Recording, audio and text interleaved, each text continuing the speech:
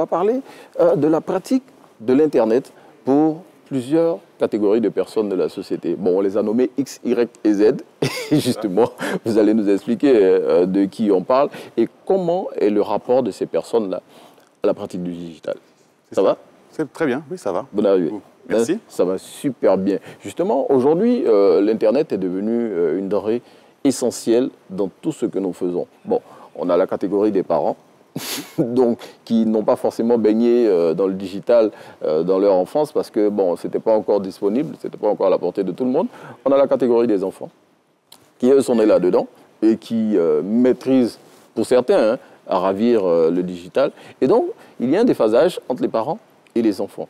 Donc, à quoi, justement, chacune des personnes est confrontée dans son activité avec le digital? Alors, merci de m'avoir, comme toujours. Pour commencer, c'est important quand même de mettre les choses dans le contexte. Oui. Donc, en fait, déjà, vous faites référence à ce qu'on appelle les générations X, Y et Z. Oui. Et c'est important de dire qu'il y a, au-delà des générations X, Y et Z, on a aussi les baby boomers. Oui. Et juste après les générations Z, ce qu'on appelle les générations alpha. Donc, les baby boomers sont ceux qui sont nés entre 55 et 60 à peu près. Ils sont aujourd'hui des grands-parents. Ils sont aujourd'hui voilà, des parents pour certains ou des grands-parents pour d'autres. Oui. Et ce qu'on a ensuite, ce qu'on appelle les générations X, qui sont nés entre 65 et 80, oui. qui sont, moi, je les appelle mes grands frères. Les générations Y, donc qui sont nés entre 80 et 95, et les générations Z, qui sont plutôt entre 95, 2000 et 2010, 2015.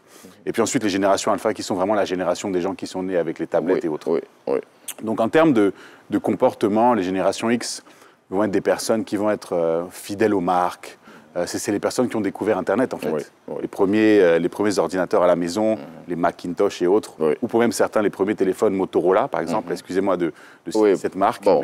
mais c'est vrai que c'est vraiment le symbole qui a été pris pour la création du mobile. Oui. Ensuite, la génération qui suit, c'est la génération qui grandit avec les téléphones de base et qui joue par exemple au serpent, si vous vous souvenez. Oui. C'est ça. Oui, et qui ensuite découvre les smartphones. Et puis ensuite, la génération Z, c'est celle qui vraiment grandit dans les smartphones. Voilà. Et puis bien évidemment, la génération Alpha, c'est celle qui, comme je vous disais, grandit avec les tablettes. Et chacun a des habitudes de consommation différentes. Cela étant dit, il y a quand même des choses qui se retrouvent entre chacun, entre chacune de ces générations. Et puis pour finir sur l'introduction, c'est un thème, ce thème de génération a été créé par un Canadien qui s'appelle Douglas Coupland, qui a écrit un livre dans les années 91 qui traduit un petit peu le changement générationnel et les attitudes par rapport aux nouvelles technologies. D'où vraiment ce concept-là. Et justement, c'est pas toujours évident, hein, quand on finit de stratifier tout ça, c'est pas toujours évident pour chacune de ces générations-là, entre celles qui n'ont pas connu Internet, celles qui ont un peu connu et celles qui sont nées là-dedans. Mais justement, comment ces générations, chacune à leur niveau, utilisent les réseaux sociaux? Alors, donc la génération X, puisqu'on parle aujourd'hui de X, Y, Z, donc ceux qui sont nés entre 65 et 80, ils vont utiliser beaucoup plus des plateformes comme Facebook, par exemple, parce qu'ils ont découvert la création de Facebook dans le courant années 2000, 2005, 2010. Donc c'est là qu'ils découvrent. C'est des personnes qui ont découvert Internet avec l'ordinateur fixe et qui ont bien évidemment découvert les réseaux sociaux et les interactions avant même Facebook, donc qui se sont habitués à Facebook principalement. La génération X, c'est une génération qui est beaucoup plus mobile et ordinateur. Donc eux, ils sont peut-être un peu plus sensibles à tout ce qui est personnalisation, campagne. Donc c'est des personnes qui utilisent aussi bien Facebook qu'Instagram, donc qui sont un peu plus avancées sur l'utilisation des réseaux sociaux. Et la génération Z, c'est une génération qui est beaucoup plus connectée, entièrement connectée, qui va utiliser des plateformes comme TikTok, qui sera beaucoup plus sensible à la création de contenu, au partage de contenu, et qui va utiliser des plateformes où les gens vont faire de la personnalisation, où les gens vont faire du bouche à oreille, où les gens vont faire du référencement. Donc c'est des personnes qui sont très sensibles aux campagnes comment dirais-je, où vous verrez par exemple sur Instagram des personnes qui recommandent, donc ils sont beaucoup plus sensibles à la recommandation. Et justement, j'imagine que ces personnes de cette génération sont plus sensibles parce qu'elles ne maîtrisent pas véritablement l'outil, c'est bien cela, hein? Les personnes qui sont plus sensibles, les personnes de la génération X, c'est pas qu'elles ne maîtrisent pas, c'est qu'elles sont beaucoup moins hyper connectées que d'autres, par rapport à leur adolescence.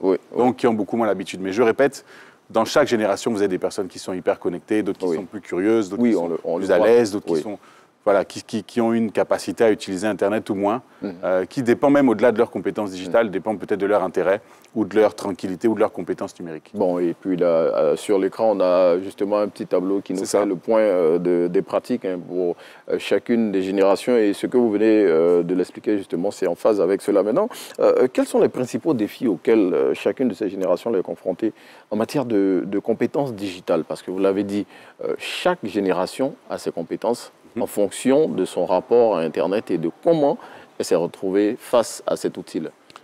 C'est une bonne question. Une fois de plus, il faut faire attention parce que, comme je disais, ça dépend de l'intérêt, des compétences ou de la curiosité de tout un chacun. Oui. Vous avez des personnes de génération Z qui sont peut-être moins enclins, qui ont peut-être moins d'intérêt tout le temps sur Internet parce qu'elles aiment lire, elles aiment écrire, c'est des artistes ou autres. Comme vous avez des gens de la génération X qui vont être des gens qui sont passionnés par Internet, par exemple, ou par les nouvelles technologies. Mais c'est vrai que, si on prend l'exemple du monde du travail, génération X et Y vont être très habitués aux outils bureautiques qu'on a toujours utilisés depuis très longtemps, pour ne pas les citer, bien sûr. Mais les générations Z vont être les générations qui vont être beaucoup plus dans l'instant, dans le temps réel. Donc j'utilise par exemple des outils qui me permettent, via ma voix, de me sortir un texte. Donc beaucoup d'intelligence artificielle. Justement. On parle de tous les outils comme ChatGPT et autres. C'est des générations qui vont utiliser des outils, les outils les plus récents. Donc je pense qu'au-delà de compétences, c'est plutôt l'intérêt vers certains outils qui est marqué par les générations Z qui vont être dans le temps réel et peut-être des générations X et Y qui vont prendre beaucoup plus de temps et utiliser plus leur cerveau ou d'autres habitudes d'écrire avant de commencer à utiliser leur ordinateur. Je dirais que bon, il y a des défis et opportunités, vous savez, pour chacune des générations. Si on prend le monde du travail, c'est vrai qu'il y a des générations qui sont peut-être beaucoup plus à l'aise avec certains outils et d'autres qui le sont moins. Comme je vous disais, les générations Z vont être beaucoup plus habituées à l'instantanéité, donc avoir du contenu assez rapidement, utiliser des outils d'intelligence artificielle qui vous donnent des textes, des présentations, des outils pour avoir des créatifs assez rapidement, alors que des générations un peu plus anciennes, entre guillemets bien sûr, vont prendre peut-être plus de temps et vont utiliser des outils qui sont peut-être plus traditionnels. Donc, je pense que dessus, le message est, comme je vous disais, il y a toujours de la transversalité. Il y a des personnes qui sont plus curieuses, plus à l'aise, plus intéressées, d'autres moins. Et je pense que le message, c'est d'essayer de se dire, entraidons-nous et essayons d'avoir des programmes peut-être d'apprentissage en fonction des besoins de chacun. Mais justement, parce qu'aujourd'hui, on n'a plus le choix. Je dis, on est confronté au digital et ça va continuer comme ça. Donc, toutes ces personnes-là qui se mettront en marge de la marche du digital seront les analphabètes des années à venir. Et donc, comment ces différentes générations, Jonathan, doivent-elles percevoir l'impact des technologies digitales sur leur vie professionnelle et même familiale? Parce qu'aujourd'hui, le digital, il intervient partout. Effectivement. Sur la vie professionnelle, il y a deux approches. Je dirais que si vous faites quand même attention, entre toutes les générations, on utilise quand même WhatsApp et le téléphone mobile. Il y a quand même des outils qui sont intergénérationnels. Ça, c'est un fait. Après, c'est vrai qu'on se retrouve souvent des fois dans des dîners ou en famille où les plus jeunes sont toujours sur le téléphone et n'interagissent pas nécessairement beaucoup avec les adultes.